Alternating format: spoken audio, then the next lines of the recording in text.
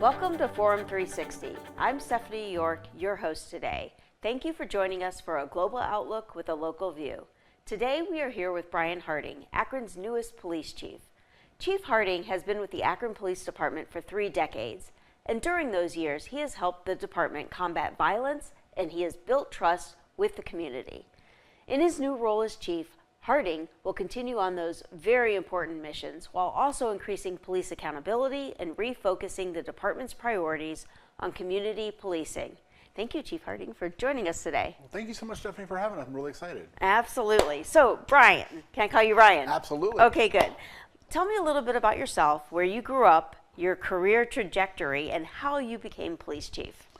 Great. So I was born in Canton. I'm 52 now. Grew up in a small town south of there, in Bolivar-Zora area. Sure. Went to Tusky Valley High School. Graduated in 1990 and started at the University of Akron. I kind of always knew I wanted to be a police officer. I had an uncle who was in law enforcement in South Carolina, which made an impact. And I really always wanted to do something that was kind of different, exciting, and every day was a little different. Went to the University of Akron, graduated there, took the police test right as I was graduating. Didn't know if I'd get hired or not, so I actually took a job with Kraft as a sales rep for just a few months until they called me and said, hey, will you come back and start the police academy? So I started in 1995 with the Akron Police Department, went through the academy. I started on patrol after we graduated the academy. I was on a night shift, 7:30 at night till 3:30 in the morning. Primarily the Copley Road area, was there for about 5 years. Got promoted to sergeant, and again stayed on the night shift. In patrol, which is pretty much where most. That's the exciting shift, right? That's the exciting shift. No, it was every day was different, right? I said I wanted a little bit different every day. I definitely got what I wanted. Yes, you did. From there, went to the detective bureau. So I spent a large part of my career as a supervisor in our juvenile child abuse unit. Okay, it must have been really hard. Yeah, that was the best and worst job I've ever had. Sure. The stuff people do to kids sometimes was kind of eye-opening and really sad. It made it really hard. Right. But you also had the ability to really make an impact in the people that you had a chance to serve every day. So I really enjoyed that role, whether it was juvenile child abuse, human trafficking cases, missing persons cases, Amber Alert CART team stuff. So that was a lot. I really enjoyed my time there. Developed a lot of resources, got to meet a lot of community partners. Then I got promoted to lieutenant. Normally when you get promoted, you kind of go somewhere else. So from there, I went to our Office of Professional Standards and Accountability, which for us is pretty much like internal affairs. So I did some time there, then got promoted to captain, and again moved. You know, there's a recurring theme here. From there, I went to what's called technical services. So I oversaw our dispatch center. So the Akron Police Department, we have our own dispatch. We handle police, fire, and EMS. And it's overseen by the police department. So I had that and kind of our IT and crime analysis division. I got promoted again and went back to the detective bureau as a deputy chief and had the ability to kind of oversee all our investigative functions for the police department. Have you been in every department at this point? No, we're pretty lucky. With Akron, we have quite a few opportunities. So maybe each subdivision I've had the opportunity to work in, but not every role. So we're lucky that we can specialize in it out of different ways. And then last January, I was asked to be the interim chief of police. So I held that role till last May. And I was officially sworn in as the official chief in Akron. Oh, wow. That's quite the career. It's been great. I've been blessed. So your bid for chief was not without its challenges as the search divided city leaders.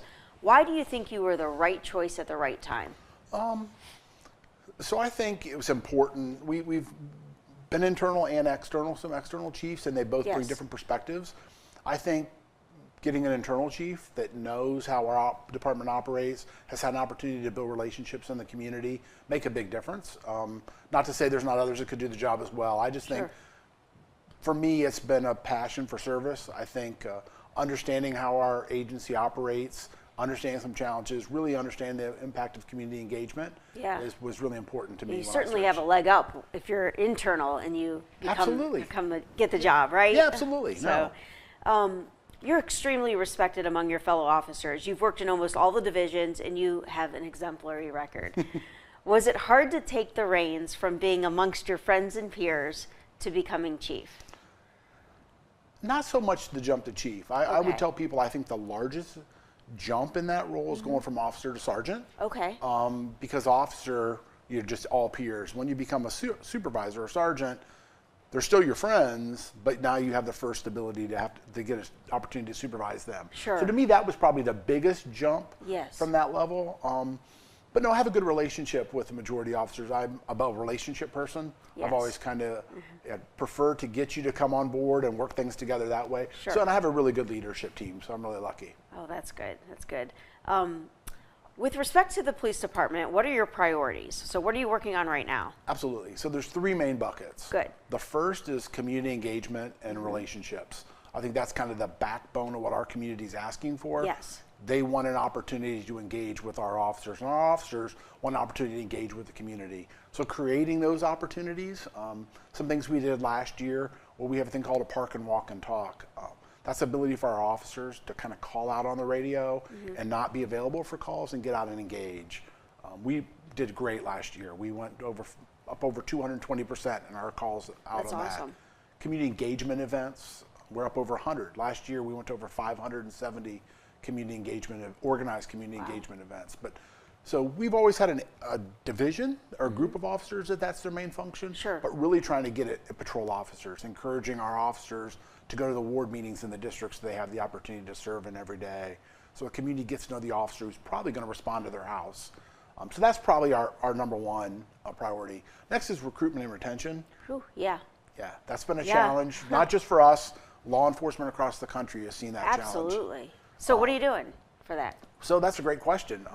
For us, putting more emphasis on how we recruit, digital media, trying to connect with people where they're at. Sure. We've increased our age to be certified for an officer. That's good. You can come on at 20 and a half, up to 45 now. Wow. For us. We've also started a new lateral program last year, which has been a big push throughout my career.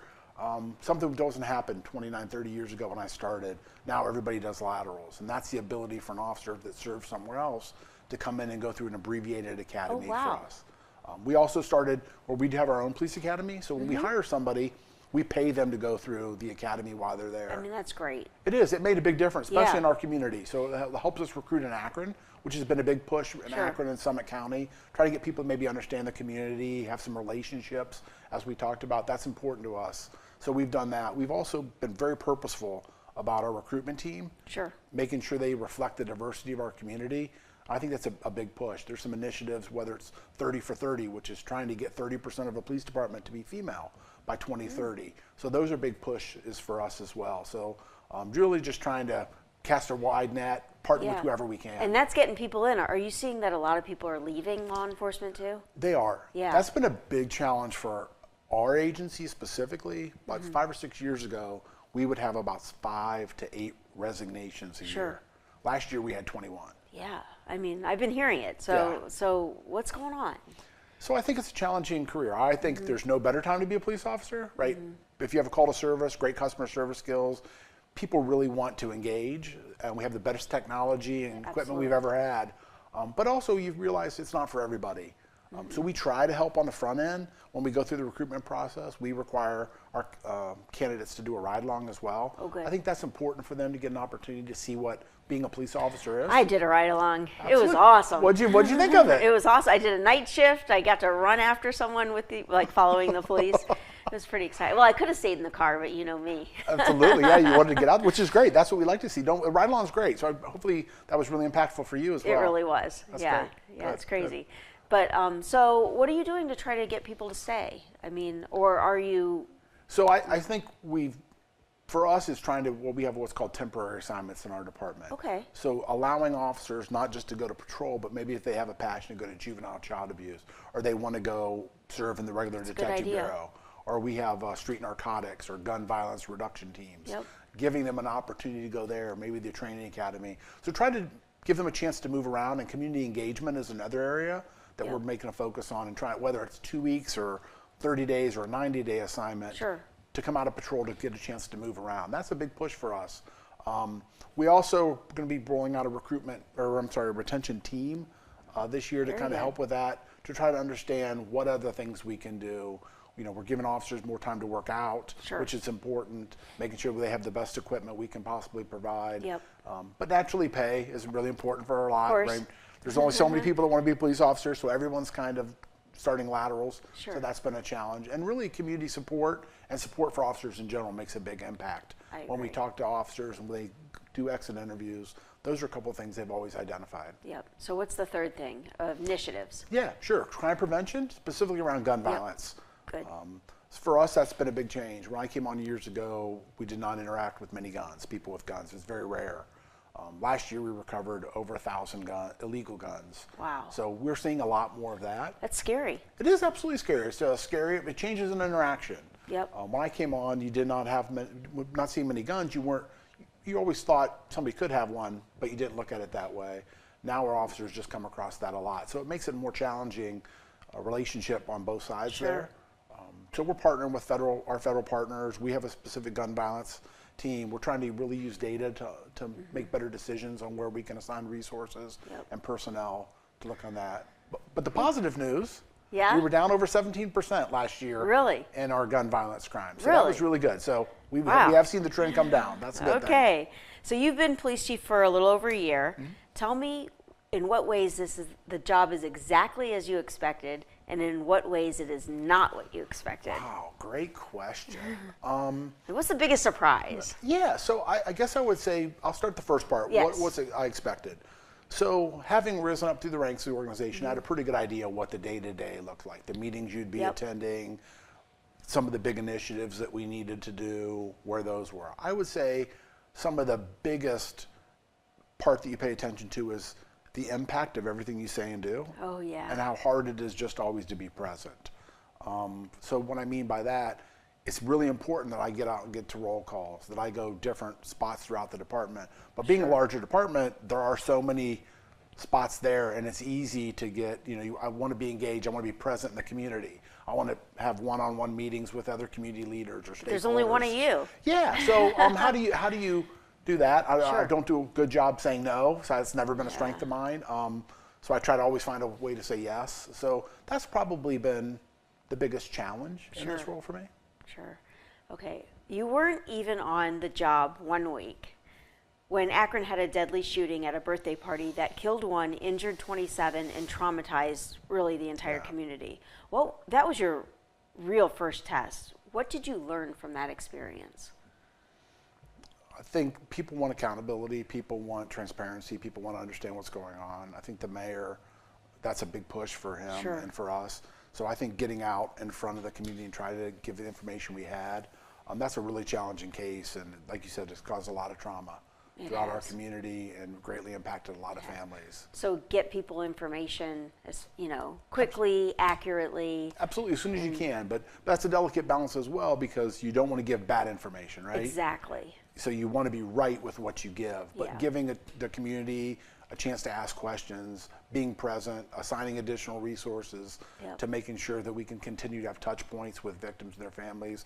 And thank goodness for victim assistance and other community agencies that we partner with that made a profound impact to kind of help with some of that healing. Yeah. So I want to remind our viewers and those who may have joined late that we are here with Brian Harding, Akron's relatively new police chief. We're learning about the chief's role, community policing, police-involved use of force, which we're getting to, and we are going to delve into the Akron Police Oversight Board and learn more about the Akron Police Auditor. So let's continue. Sure.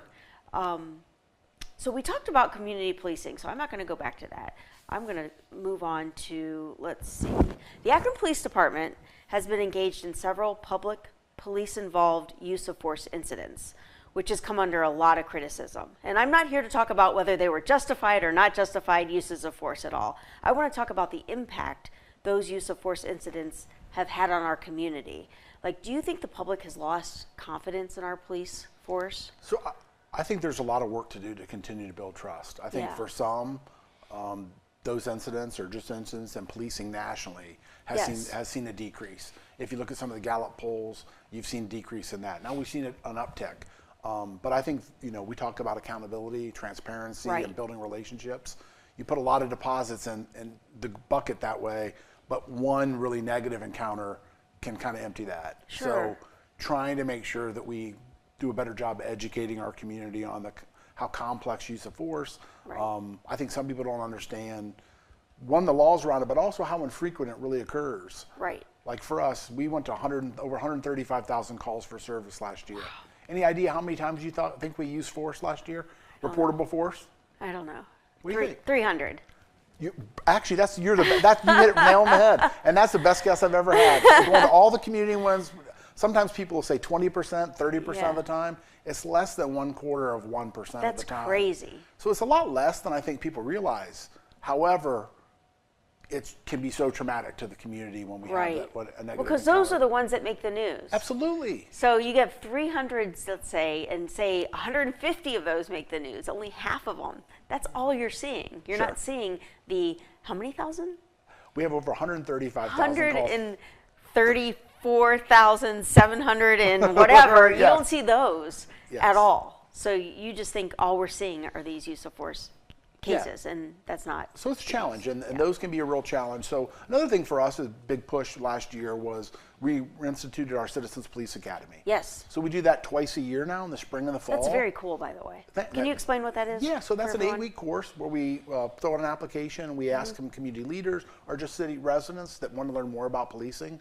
It's once a week for 8 weeks, and we cover topics from equipment, recruitment, retention, use of force. They get an opportunity to go out and do some hands-on training as well, and learn more about that. Plus, it's also a great opportunity for us to kind of engage with the community and learn from them some of the questions they have. So while we may be trying to educate and teach, we're also learning a lot as well. It's a win-win. It is, absolutely. It's great. So we saw like 70 people last year. Wow. So hopefully we're definitely going to do that again this year. Hopefully we can get our numbers up even more. They tell people so they come and do that. Absolutely. And we're trying to then also do that as we go to ward meetings, spending time educating the community, whether it's use of force or gun violence or gun safety measures, passing out gun locks. Just keep that up. That's great stuff. Kind of things. So, yeah, absolutely. So what do you think the biggest challenge of the Akron Police Department faces right now? There's the first two. Yeah. It is definitely continuing to build trust with our community. I think that changes outcomes completely. Yep. That's the long game, right? You have to continue to do that. Yep. And we're very, very committed. I know the mayor's committed. I'm committed to continuing to build trust. And then it's recruitment and retention, because as your numbers go down, it's creating those opportunities. The calls for service are probably going to remain the same. Sure. If we have less officers to respond, they have less available time to engage, Yep. and they become very reactive. So creating opportunities for them by making sure our recruitment and retention continues to stay up. We're budgeted for about 488 officers. Okay. We're about 435 today. Okay. Now we do have 28 in the police academy, so that's good. We're going to start a recruitment campaign again. So we'll always be hiring between resignations and retirements. Those to me are really the two big focuses. Okay. So what is the Police Oversight Board? What is that? So it was a charter in the city of Akron that created a board, and then they hire an auditor and a deputy auditor, and they review all use of force and complaints completed with the police department. Okay. And they either concur or maybe disagree if they have different findings, and also make recommendations for training. And I think the big thing also is in the hopes that we're going to come together and continue to educate the community and do community outreach. So where in the process do they fit? Like, so is it at the end after something has happened, and you said sometimes they get there's a complaint to the police? Does the police department look at the complaint and send it to them? How does it go directly to them? How does that work? So kind of two different tracks. Yeah. Use of force. All reportable use of force, we investigate that. It's investigated by a supervisor, and then it ultimately reviewed by a shift commander, and then ultimately reviewed by the Office of Professional Standards and Accountability, and then it's sent to the Oversight Board. So the police auditor gets to review them as well, and he'll either concur or maybe send back recommendations. Okay. Complaints. You can complain online. You can go to the Oversight Board and file a complaint. Okay. You can also call and have a supervisor come out to make a complaint. We investigate those, and then those complaints are also shared with the Oversight Board at the end, and then they have an opportunity to review those as well. Okay, and you get recommendations from them or Sure. written They'll either something? concur, they may just say we concur with the findings on this, or we concur, but we prefer something else, or we would like to get together and talk about maybe some trends we're seeing, some training we would recommend, and so we'll have those conversations as well. So Akron also has a police auditor, and I heard you mention the police auditor. What is a police auditor, and who does he work for, and where does that person come into the picture? Yeah, so the auditor works for the Oversight Board. Okay. So you have the 9-member Oversight Board, and they have an auditor and a deputy auditor. Okay. So when we send the completed complaints or when they go out in community events, it's really the auditor and deputy auditor. Okay. And then ultimately they're going to do they're going to come up with their recommendations, and they propose those to the oversight board. Okay. And then the oversight board once a month will either concur or disagree with those findings. I believe at this point they've concurred with each of theirs, and then so that's kind of how the system's set up. Okay. Wow. All right. So it's kind of a lot of hands in the pot. Yeah, no, I think. But it's good because it's all about oversight and being accountable. Yes. So it's all good stuff. But it seems to be a lot. And as long as everybody knows the system and how it works, then I have faith that this will work right. Yeah, no, I mean, I think it's no different than everything, right? Yeah. I think people want accountability, people want some transparency, and people want an opportunity to weigh in. And I think the oversight board gives them some of that. And then for us, it's dialogue, right? We need to continue to make sure we have that dialogue, which we do. Sure. Okay, so Judy Hill, the president of the Akron NAACP, has been a critic of the chief selection process, not of you necessarily, but of the process, as has Reverend Ray Green, the executive director of Freedom Block, a Black-led community group. But both are willing to work with you on helping change the culture within the police department. What does that mean? Does the culture in the police department need to be changed? What are they talking about here? So I won't speculate for them. I think culture is important. For me, the biggest push on culture is around the updates we talked about around community relations and building trust. That to me is the biggest issue in our culture that we need to continue to work on. Officers have a challenging job, whether it's officer wellness programs, the trauma that they deal with as well, but also creating those opportunities for them to get to engage with the community. Right. I think the more they can understand what a wonderful, vibrant community Akron is, I think the more that relationship begins to increase. So for me, when we talk about culture, that's what we're talking about. Treating everybody with dignity and respect, being professional all the time. I think that's kind of the culture, as I've met with them some as well, that we talk about. So is there any pushback from officers on getting out in the community more and doing this community engagement? No, our officers want to engage. Really, the biggest challenge for us is creating the opportunities and creating the time, especially for our midnight shift at 9 at night till 7 in the morning shift. There's not as many opportunities at 9:30 at night to get out and engage. So how do we create those opportunities? How do we pull them into special details during the day? How do we continue to allow them to go to ward meetings? And then how do we just understand all the different resources that Akron has to offer? In the last several years, it seems every time we turn on the TV or look at our phones or watch the news, there's another violent incident, racially, ethnically, or religiously motivated. Is there more violence in our community now, do you think, or is this just a perception because of all the media attention? So our numbers would show, and I think nationally the numbers would show they've come down the last couple of years. Around 2020, 2021 were definitely the most violent years I've seen in my career. Wow. Our homicide numbers were closer to 50 during those years, or 26 last year. That's still up from years ago, but I've definitely seen crime coming down. I do think that you see more of it. You see the more body-worn cameras, so you get a chance to see more of that. Sure. And I think that, to your point, becomes the perspective that people become more aware of. But luckily for us locally and nationally, the numbers are actually down over the last few years. That's awesome. It is great. It is awesome. Hopefully keep going. Yeah. We need to keep going down. I would like nothing better than to be at 0. Yeah. That'd be great. It'd be great. And then you can just do all your community engagement you want. Absolutely. Then the recruitment and retention, we could have fewer officers and we could do more that way. If you had a magic wand and money were no object, what is the one thing you would do at the APD that you aren't doing now? Wow. Money was no object. Yeah. I would guarantee we have a staffing level that allows at least 40% of our officers' time to be unallocated to truly engage.